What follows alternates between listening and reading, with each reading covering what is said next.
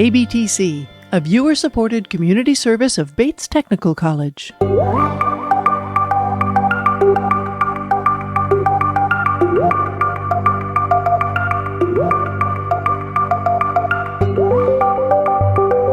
From KBTC Public Television Studios in Tacoma, Washington. Welcome to the Steve on the Street podcast, a closer look behind the headlines as public policy and current affairs impact the real lives of real people. Hello, and welcome to the Steve on the Street podcast, produced by KBTC Public Television's public affairs program, Northwest Now. I'm your host of the Steve on the Street podcast, reporter and photojournalist Steve Kiggins. Today's episode, we're talking about our region's economy and how state officials and business owners claim the Trump administration's tariffs and heated rhetoric are impacting business as usual and what could be on our horizon. In September, Washington State Governor Bob Ferguson held a media conference highlighting a new report released by the State Office of Financial Management that predicts tariffs will raise costs for vehicles, groceries, all kinds of things, and stunt GDP growth, leading to weakening state revenues. Now, up next on the podcast, take a listen to our coverage on Northwest Now. Political tensions like shifting tariffs or the threat to annex Canada has squeezed the number of people willing to cross the Washington State and British Columbia border. Statistics Canada reveals the number of Canadians choosing to travel southbound has been on a steady decline for the past 8 months. In fact, down 34% between August 2025 and the August of last year. And that's bad news if your business is used to serving our neighbors to the north. We are really going to be in a world of hurt between now and the end of the year. They're putting the finishing touches on Rainier Valley Food Bank's new home. The team moved in just weeks ago. Through 2024, everyone kept pace to meet a 40% growth in the weekly home delivery program. Executive Director Gloria Hatcher-Mays calculates tariffs will lead to significant increase in costs next year. We've spent about $700,000 on purchased foods, and we're expecting when the tariffs are fully implemented that's going to go up to over $1 million next year. This is going to impact people all across our state. In September, Governor Bob Ferguson highlighted details from a Washington State Office of Financial Management report analyzing the Trump administration's 2025 tariffs. The report predicts tariffs will raise costs for vehicles, groceries, and clothing, cost thousands of jobs across multiple sectors, and stunt GDP growth, leading to weakening state revenues. When we receive coffee now, we are constantly just worried about what that final price will be. Ephraim Fazaha owns Boon Boona Coffee, which sources beans globally. He says tariffs have chilled dreams of expansion. When it comes to, do we expand further beyond where we're at, it is definitely something that we hesitate about. We're a very connected region despite the border. A recently published brief by the Border Policy Research Institute at Western Washington University revealed tariffs and threats to annex Canada has fueled a damaging boycott. 4 lease notices hanging in empty storefronts in Blaine are a sign that border communities, still struggling to recover from the COVID-19 pandemic, are uniquely vulnerable. It's an opportunity to really think about what it means to shop local, to support local business. The tariffs, they're out of control. Echo May, owner at Northwest Yarn Mercantile in Bellingham, says tariffs forced price increases on imported fibers, leading to customers scaling back projects and Canadian customers avoiding travel altogether. Most of them have simply chosen not to come south. And I think that's an understandable situation. In the North Sound, Steve Kiggins, Northwest Now. So not only are business owners being forced to figure out how to eat these tariffs or pass them on to their customers, the prices of groceries are rising because of these tariffs, having an impact on food banks in terms of what kind of foods they can afford to source. Next on the podcast, take a listen to an extended interview with the Executive Director of Rainier Valley Food Bank, Gloria Hatcher-Mays. A lot of layoffs over the course of the last year or so. It actually started last year and it's still happening now. We're hearing word that Microsoft is doing layoffs, that Amazon might do layoffs. So you can build your whole family economy based on having that salary and income, and suddenly have your whole world rocked when you get laid off from your job and your circumstance changes. And so we want to make that seamless for people who aren't used to having to come to a food bank. The folks that might lose SNAP benefits, maybe they haven't used a food bank because they were able to have their needs met in other ways. So we do expect that we're going to see some new people coming in to use our services, and we want it to be welcoming. We want it to feel comfortable. We don't want them to feel stigmatized by this. So the environment here, it feels special. You know, it doesn't feel like a warehouse. It feels like a comfortable, nice, cheery corner grocery store. We've been here for a little over 6 weeks in this building. We did most of our work in the last almost 2 years out in the parking lot. Jeez. Yeah. Kind of by the skin of your teeth. Yeah. Right, Yeah. and by the seat of your pants. Yeah. Whatever it takes to feed that need, literally. Yeah, absolutely. Yeah. But, you know, I have a brilliant team. They planned everything out, and it's just been, you know, it's kind of seamless to the clients that we were even working under any kind of hardship. So, yeah. This is kind of the new model where it's Well, welcome in, come shop for yourself. Yes, yeah, shopping carts and everything. Right, So, it's like dignity's included. yes, absolutely. Talk about that need for dignity. Yeah, well, we want people to feel like anybody else who goes to shop for their families in a grocery store. We try to make enough product available. We like to offer a great variety of things, such as fresh produce, locally grown produce. We have dairy, we have eggs, all the staples.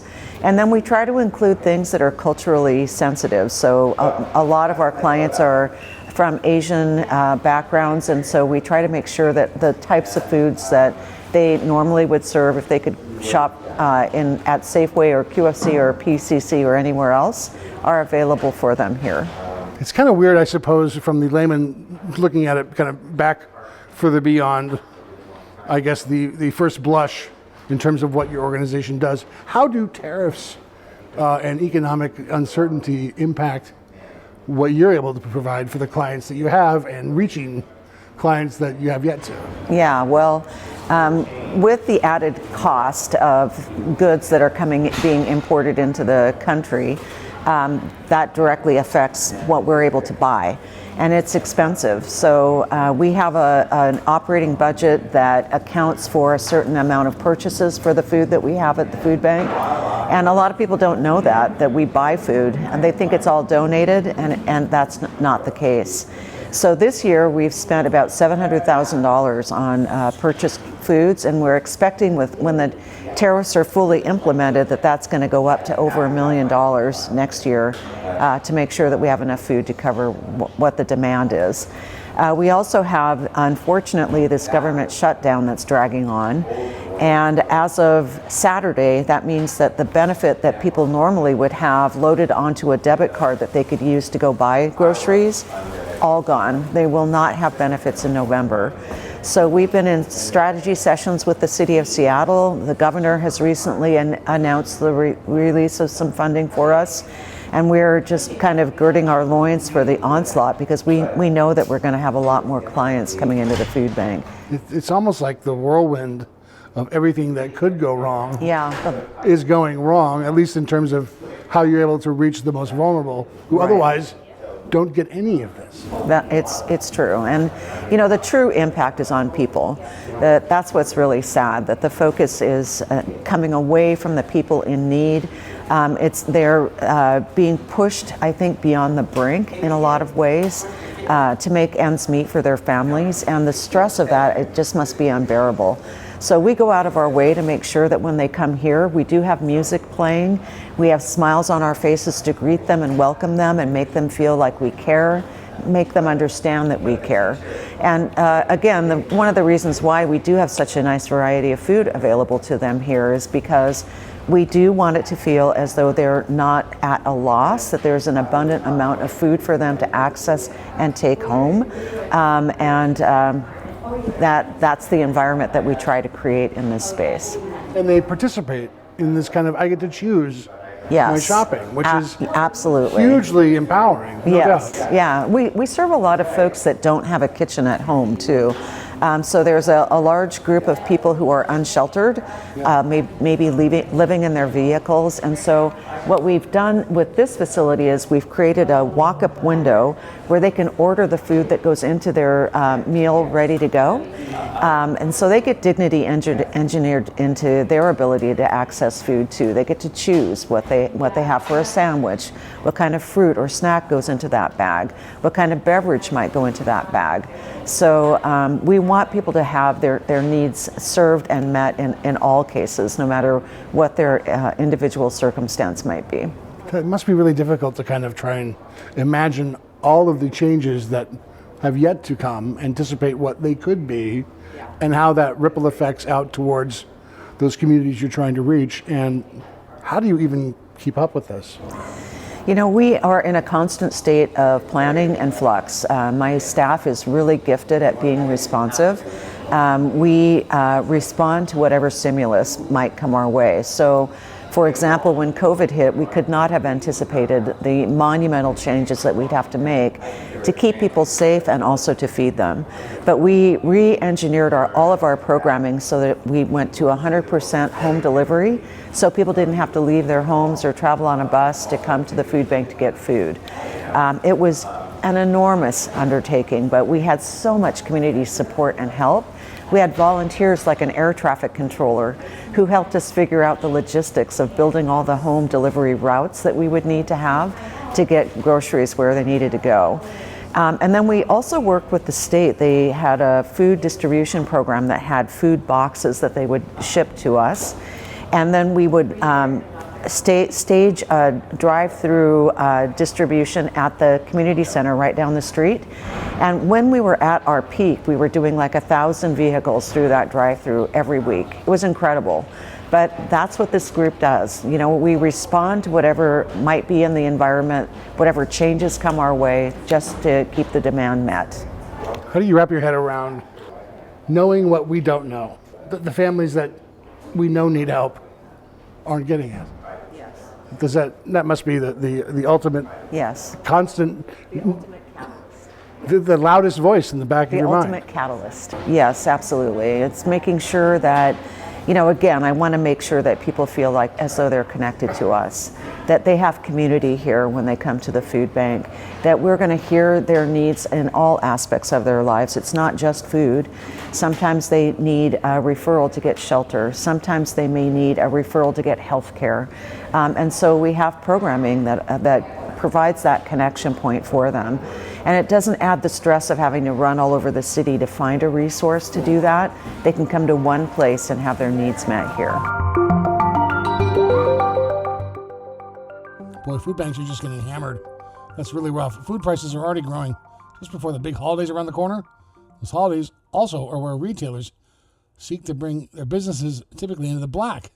Up next on the podcast, we're going to hear from the owner of Northwest Yarn Mercantile in Bellingham, who says tariff increases have forced them to raise their prices. They also complain that threats to annex Canada has alienated other customers from British Columbia to the point where they refuse to cross the border. It's a stressful situation, absolutely.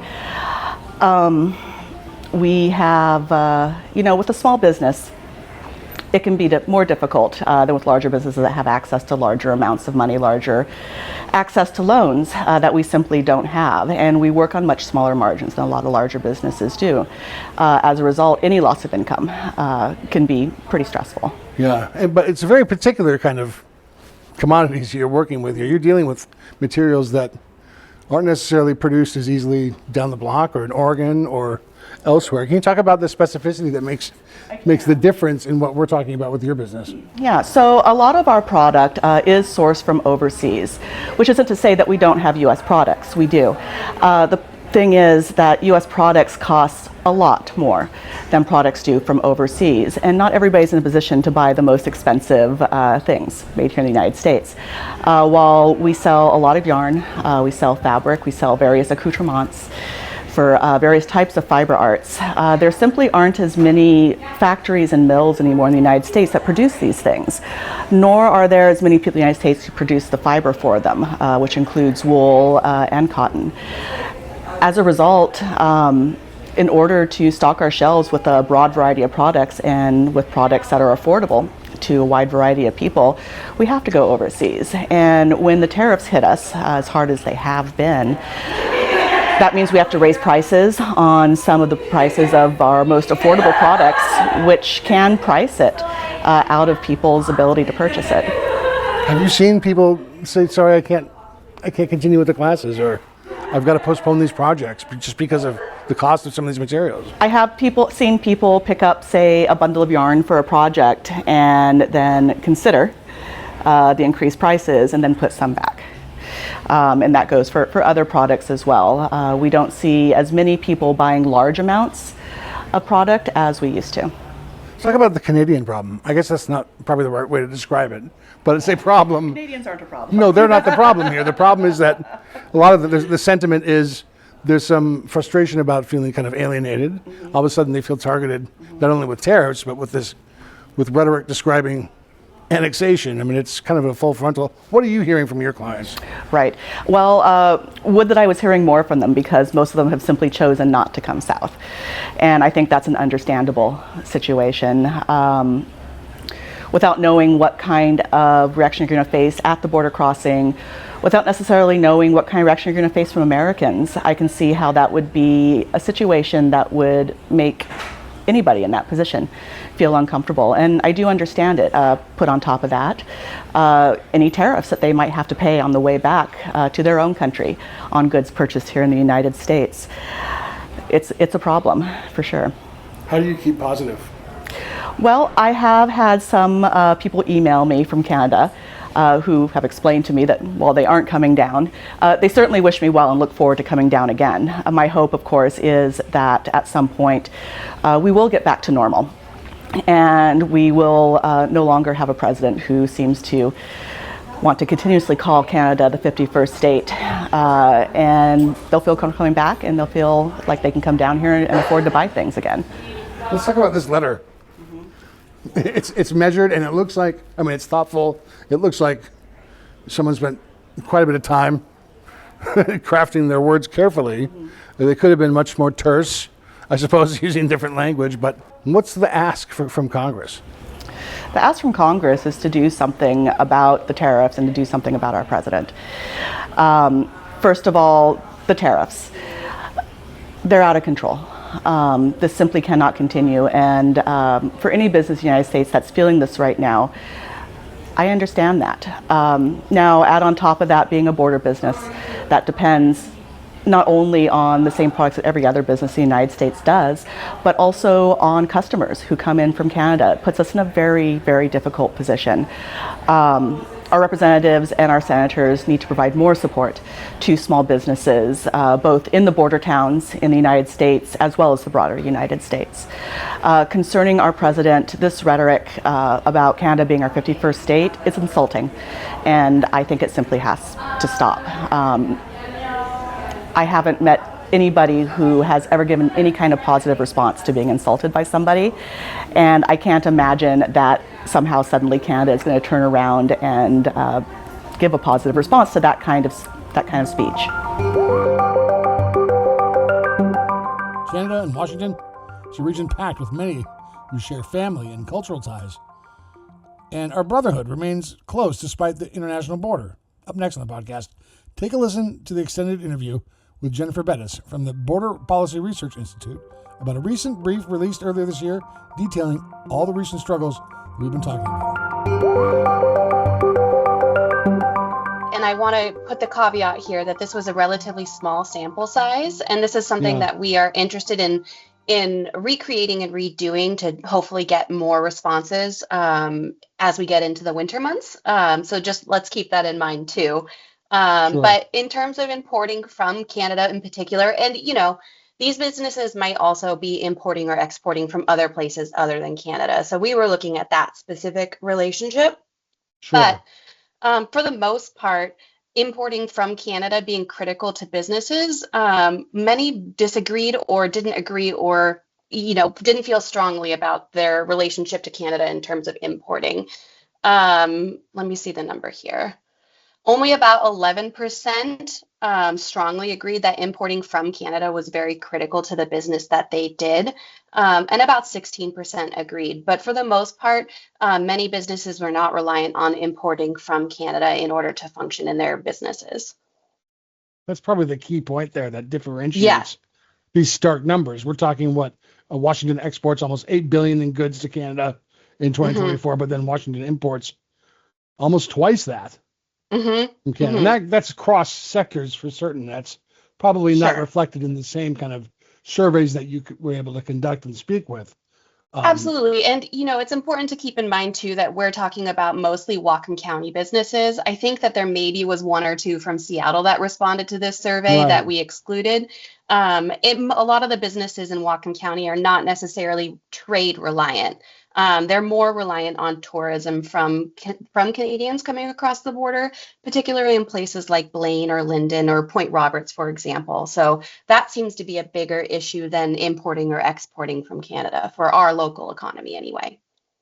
Right. And they all kind of I guess if you live up there and that's your kind of bread and butter is kind of dealing just with the status quo as in terms of, where people are and what policies they live or under and are governed under. It's almost like at one point it might just kind of all mesh in together. Like, who cares? At one point they used to come down, and the survey kind of reveals they don't so much anymore. Can you talk about the survey results that you're seeing in terms of the folks that you talk to about what they see in terms of folks traveling south through that Washington State, British Columbia border kind of post February or so? Yeah, absolutely. So, it's important to keep in mind, too, that Canadian travel into the United States hadn't really recovered since COVID.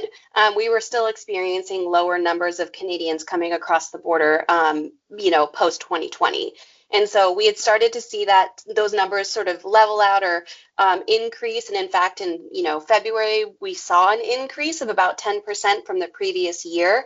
But then pretty starkly, we started seeing those numbers drop significantly to the point where we're at for the period of time from, January to September, we're down about 36% of what we experienced the previous year. So it's a pretty big number of Canadians no longer crossing the border and spending their money here.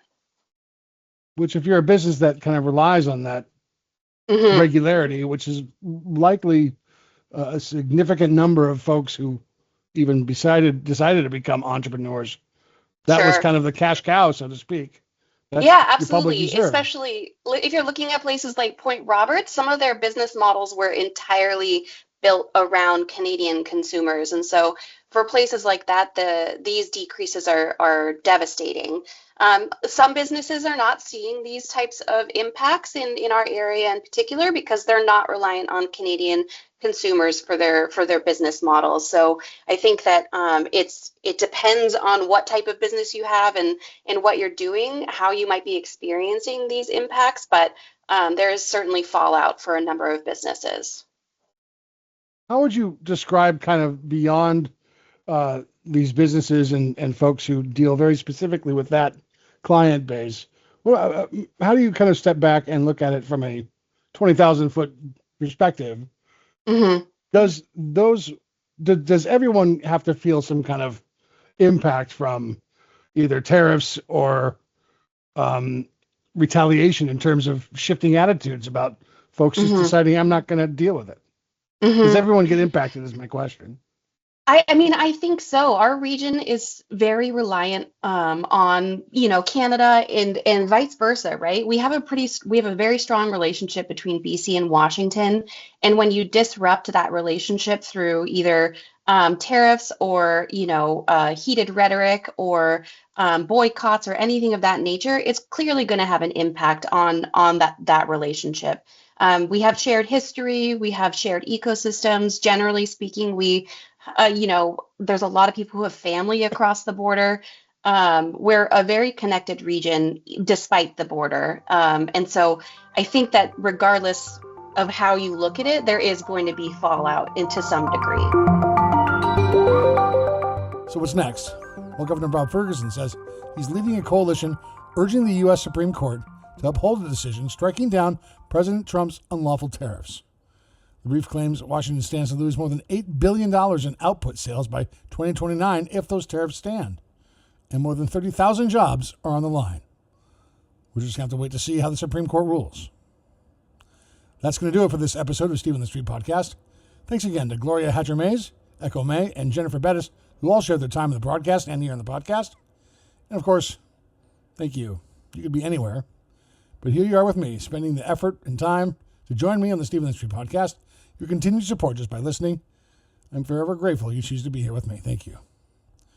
Northwest Now covers the issues and stories of the people and places that reflect and define who we are and where we call home. Join us on our broadcast each week, Fridays at 7:30 p.m. on KBTC Public Television. Once more, I'm reporter and photojournalist Steve Kiggins, host of Steve on the Street podcast. Until next time, cheers.